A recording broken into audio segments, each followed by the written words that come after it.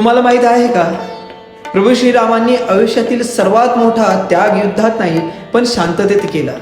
लोक म्हणतात राम म्हणजे पराक्रम, पण रामांच्या जीवनातील सर्वात मोठा संघर्ष तलवारीने नाही तर मनाने लढलेला होता.